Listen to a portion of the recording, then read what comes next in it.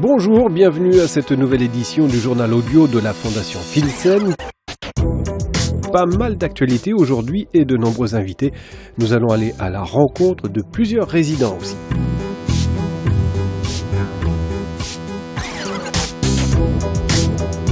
Et nous marquons tout d'abord l'arrêt au sapin. Situation compliquée dans cet EHPAD. Ici, les équipes ont créé un étage Covid pour isoler les personnes positives au virus. Cela permet également de drastiquement limiter les risques de contagion en raison de déplacements. Le personnel de cet étage est d'ailleurs dédié pour là aussi limiter les risques. La Fondation Filsen a encore pris les devants avec une initiative qui permettra de mieux protéger tout le monde. Johan Poisson, directeur de l'EHPAD. La Fondation Filsen a pris la décision de tester l'ensemble du personnel et l'ensemble des résidents pour organiser le travail et de faire qu'on identifie bien les personnes qui sont porteuses du virus, qui sont positives au test, et celles qui ne le sont pas et qui pourraient présenter des symptômes parfois apparentés, mais qui ne sont pas des personnes atteintes de la maladie du coronavirus. Donc ça, c'est très très important de bien les identifier. C'est aussi important de bien identifier les personnels qui ont contracté le virus pour pouvoir leur demander de rentrer chez eux et de rester confinés pendant la période de 14 jours.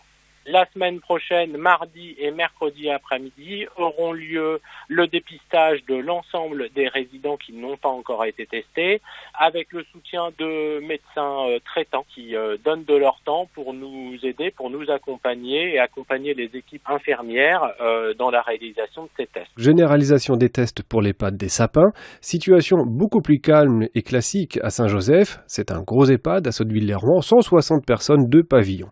Lauriane Coquard est animatrice coordinatrice et elles sont 4 animatrices. Il aura fallu changer les habitudes. Quel est donc ce nouveau quotidien ? Clairement, on a arrêté les animations de groupe. On est parti dans les étages et on fait que de l'individuel. On se promène de chambre en chambre. On favorise donc extrêmement les liens familiaux. En Skype, donc on a pas mal de rendez-vous. On a aussi la permanence téléphonique. Oui. Comment ça se passe si jamais j'ai besoin ou si je souhaite faire un Skype avec quelqu'un de ma famille qui est chez vous ? Avec le confinement, on a créé 2 lignes. Une pour chaque bâtiment, vu qu'il y a 2 bâtiments. Et les familles peuvent donc appeler sur cette ligne tous les jours de 13h30 à 17h30. Comme ça, l'accueil n'est pas submergé d'appels. Dans quelques instants, nous allons retrouver les familles et les résidentes, ce sont des dames. Mais avant, je vous propose quand même d'aller faire un tour au Faïencier, une équipe très mobilisée pour la résidence autonomie de la Fondation Filsen. Avec nous, Céline Morinville. Je m'occupe de l'entretien des locaux et des communs et de la désinfection de tout le bâtiment toutes les 2 heures et des aides à la personne qui sont vraiment essentielles en ce moment. C'est beaucoup plus de travail au sein de la résidence.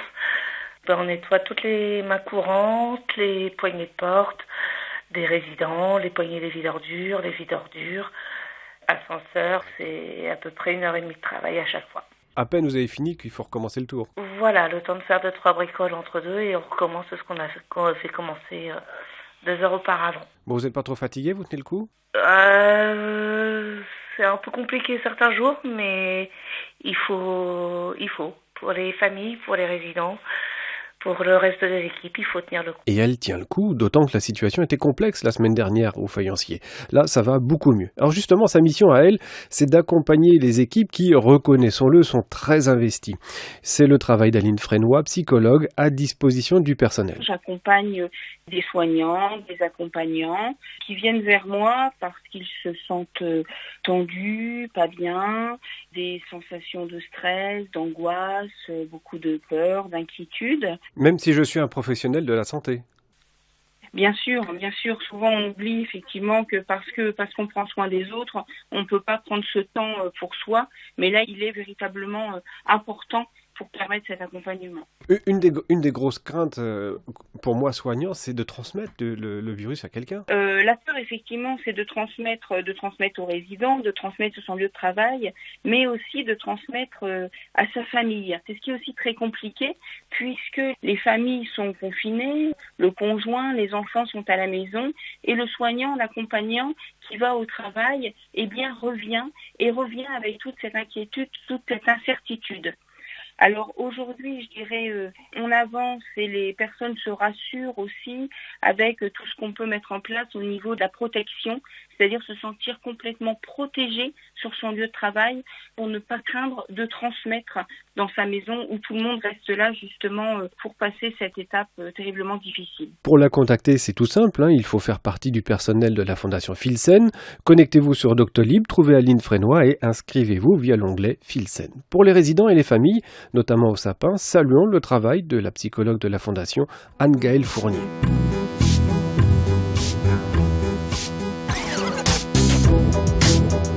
Son épouse est au jardin de Nassandre, dans l'Eure. Pour Henri Lefranc, cette période est loin d'être facile.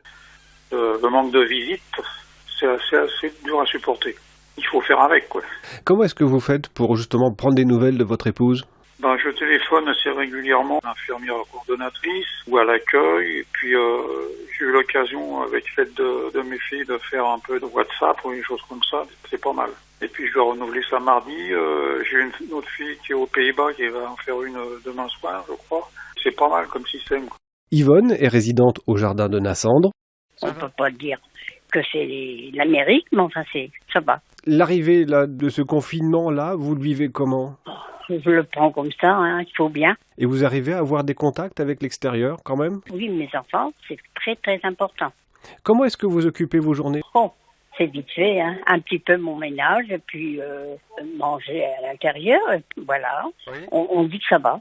Marie-France est résidente à Sainte-Anne. Eh bien, en ce moment, pour moi, ça va bien. Moi, je n'ai pas de problème parce que je m'occupe beaucoup. J'ai apporté du tricotage, de la broderie, des mots croisés, de la radio, des disques, j'ai la télé, évidemment.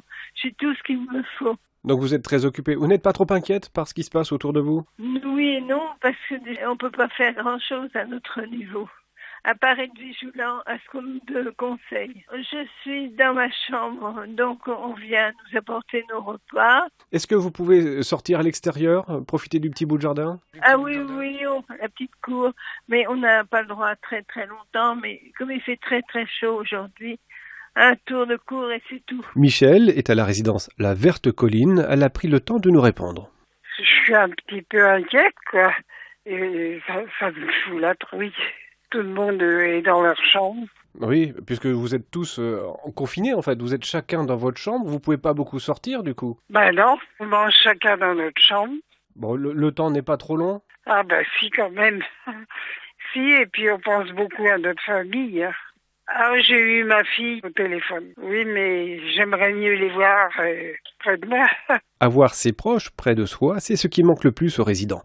Marlise n'a pas sa langue dans la poche, elle est aussi à la Verte Colline, et le confinement, elle en a plein le dos. C'est vraiment la merde, parce que on peut pas jouer ensemble, on peut rien faire ensemble. Tout le monde doit être disséminé, c'est la crotte. Tout de même, c'est pour vous protéger tout ça aussi, c'est pour faire attention. Oui, mais je sais bien, c'est pas de votre faute, mais c'est emmerdant. Les journées sont longues ? Très longues. Puis de toute façon, les visites sont interdites. Heureusement que j'ai la télé, heureusement que je fais des mots fléchés. Mais les cocottes sont là, toute l'équipe là, elles sont adorables. Merci beaucoup, madame. À bientôt. Je vous embrasse. Bisous, bisous. Au revoir.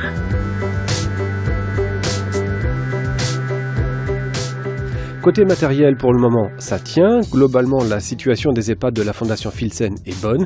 L'extrême vigilance des équipes porte ses fruits. Je vous souhaite, malgré le confinement, un très agréable week-end pascal. Nous nous retrouvons mardi. Portez-vous bien.